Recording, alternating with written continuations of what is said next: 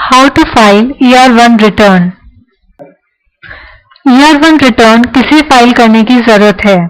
Rule 12 के अनुसार हर SSC को यह रिटर्न फाइल करना जरूरी है। ये रिटर्न हर महीने के खत्म होने के 10 दिन के अंदर फाइल करना है।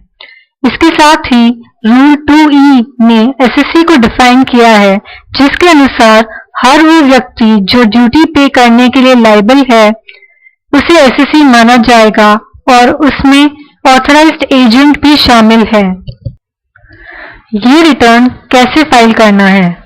रूल 12 के अनुसार सारे एसएससीज को यह रिटर्न इलेक्ट्रॉनिकली फाइल करना है, सिवाय उन एसएससीज के जो उत्तराखंड और हिमाचल प्रदेश में हैं और जो exemption notification number 49/2003 central excise and 50/2003 central excise avail कर रहे हैं। ई filing of excise returns. DG systems ने विस्तार से सेंट्रल एक्साइज और service tax returns electronically file करने और उनके पेमेंट के लिए इंस्ट्रक्शंस इशू किए हैं। ये इंस्ट्रक्शंस सीबीएसई सर्कुलर नंबर 956 में देखे जा सकते हैं। ये रिटर्न कब फाइल करें? हर एसएससी को यह रिटर्न हर महीने की 10 तारीख से पहले इलेक्ट्रॉनिकली फाइल करना है, लेकिन एसएसआई यूनिट्स जो एग्जेम्पशन अवेल कर रहे हैं उन्हें ये रिटर्न क्वार्टरली फाइल करना है। ये रिटर्न क्वार्टर के एंड होने के अगले महीने की 10 तारीख से पहले फाइल करना है। सबसे पहले एसिस की साइट ओपन करें। एसिस साइट का एड्रेस है www.aces.gov.in। साइट पर सेंट्रल एक्साइज सेक्शन पर क्लिक करें। उसके बाद आपकी स्क्रीन पर लॉगिन विंडो अपीयर होगी। वहां अपना यूजर नेम और पासवर्ड डालकर लॉग ऑन पर क्लिक करें। फिर आपके सामने एक नई विंडो खुलेगी जिसमें बहुत से ऑप्शंस डिस्प्ले होंगे, जैसे CLI, DSR, EXP, PRA, etc। आप RET यानी रिटर्न्स पर क्लिक करें। RET पर क्लिक करने के बाद फाइल रिटर्न्स चूज करें। उसके बाद आप ER1 क्लिक करें। इसके बाद दूसरी विंडो ओपन होगी जिसमें आपकी बेसिक डिटेल्स जैसे registration number, name, address, etc already fill हुआ होगा। आपको सिर्फ ईयर और मंथ की डिटेल्स फिल करनी होंगी। अगर आपका नील रिटर्न है तो चेक फॉर नील रिटर्न में टिक करें, नहीं तो उसे रहने दें। फिर उसके बाद आप क्लियरेंस डिटेल्स फिल करें। सबसे पहले टैरिफ सब हेडिंग फिल करें, फिर डिस्क्रिप्शन ऑफ गुड्स डालें। उसके बाद यूनिट एंटर करें। उसके बाद opening balance, quantity manufactured, quantity cleared और क्लोजिंग बैलेंस फिल करें।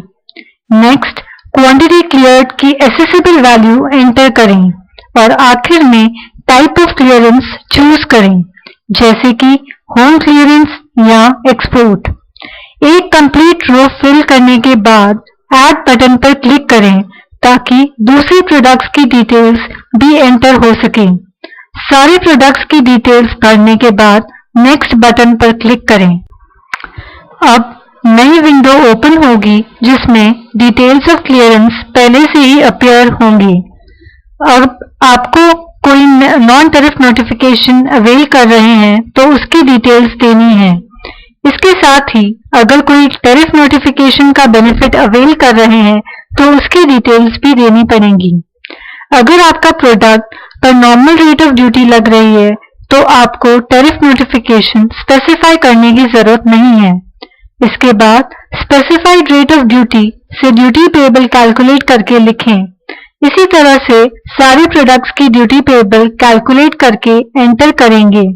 सारी डिटेल्स भरने के बाद नेक्स्ट बटन पर क्लिक करें। अब जो विंडो आएगी उसमें ड्यूटी की डिटेल्स आएंगी कि कितनी ड्यूटी सेमलेट बैलेंस से पे की और कितनी अकाउंट करंट यानी कैश में पे की। इसके साथ ही कैश पेमेंट की समरी फिल करनी है, जैसे ओपनिंग बैलेंस, कैश पेमेंट कितना किया, क्लोजिंग बैलेंस। ये सारी डिटेल्स भरने के बाद नेक्स्ट बटन पर क्लिक करें।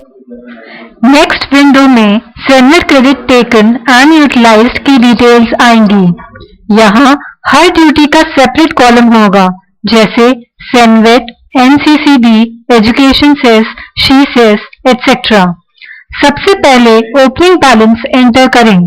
उसके बाद क्रेडिट अवेल और क्रेडिट यूटिलाइज्ड की डिटेल्स फिल करें। सारी डिटेल्स भरने के बाद नेक्स्ट बटन पर क्लिक करें। नेक्स्ट विंडो में अदर पेमेंट्स की डिटेल्स आएंगी, जैसे कोई एरियर्स पे किए, इंटरेस्ट पे किया, एटसेट्रा। ये सारी डिटेल्स फिल करके नेक्स्ट बटन पर क्लिक करें। नेक्स्ट विंडो में challan number, date, BSR code and amount की डिटेल्स एंटर करें। उसके बाद इनवॉइस नंबर की डिटेल्स आएंगी, जो उस मंथ की क्लियरेंसेस में इशू हुई हैं। इसके अलावा अगर कोई ड्यूटी ट्रांसफर की है तो उसकी डिटेल्स भी फिल होंगी।